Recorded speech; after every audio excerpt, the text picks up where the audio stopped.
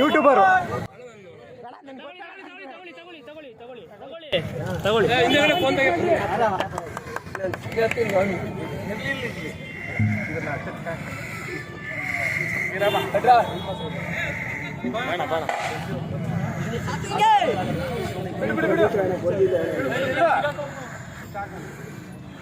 ಆಗ ಬೋರಿ ಮೇಲೆ ಯಾರೇ ಸರ್ ಈ ಕಡೆ ಇರ್ಲಿ ಅಂದ್ಬಿಟ್ಟಾನೆ ಹಾಕಿದ್ದ ಸರ್ ಈ ಕಡೆ ನೋಡಿ ಯಾರ ಹತ್ರ ಬರಬೇಡ್ರಿ ದೂರ ಇರೋ ನಮ್ಮ ಮಾಗಡಿ ನಯಾಜೋರಿ ಅಂದ್ರೆ ಸಿಕ್ಕಾಪಟ್ಟೆ ಫೇಮಸ್ಸು. ಒಂದು ಮುಸ್ಲಿಂ ಬಾಂಧವರಾಗಿ ನಮ್ಮ ಹಳ್ಳಿ ತಳಿ ಉಳಿಸೋದ್ರಲ್ಲಿ ಸಿಕ್ಕಾಪಟ್ಟೆ ಶ್ರಮ ವಹಿಸಿದ್ದಾರೆ. 18 ವರ್ಷದಿಂದ ಓರಿ ಇದೆ, ಅವ್ರ ಮನೆಯಲ್ಲೇ ಇದೆ. ಆ ಓರಿ ಬಗ್ಗೆ ಒಂದೆರಡು ಮಾತು ಸರ್, ನಯಾಜ್ ಬಗ್ಗೆ. ಮತ್ತೆ ನಯಾಜ್ ಅಣ್ಣವರು ನಮ್ಗೆ ಸುಮಾರು 4-5 ವರ್ಷದಿಂದ ನಾವು ಅವರು ಒಂದು ಅಣ್ಣ ಬಂದಿರ್ತಾರ. ಯಾವುದೇ ಜಾತಿ ಭೇದ ಬಸವಣ್ಣಕ್ಕಿಲ್ಲಪ್ಪ. ಬಸವಣ್ಣ ಇಂಥ ಓರ್ಕೆ ಅನ್ನೋದೇನು ಇಲ್ಲ, ಎಲ್ರಿಗೂ ಬಸವಣ್ಣನೇ.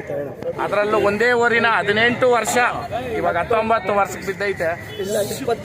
ಹೌದಾ, 20 ವರ್ಷನಿಕ ಓರಿ ಸಾಕಿ ಆಮೇಲೆ ಇವ್ರ ಕೈಯಿನೂ ನೋಡ್ಬೋದು ಸ್ವಲ್ಪ ಏಟಾಗೈತೆ. ಇದ ಮಾಡಿದ್ದು ಇವ್ರ ಅಪ್ಪನ ಇದೇ ಓರಿ ಆದ್ರೂನು ಓರಿನ ಮಾರ್ದಿರ ಇವತ್ತು ಸಾಕ್ತಾವ್ರೆ.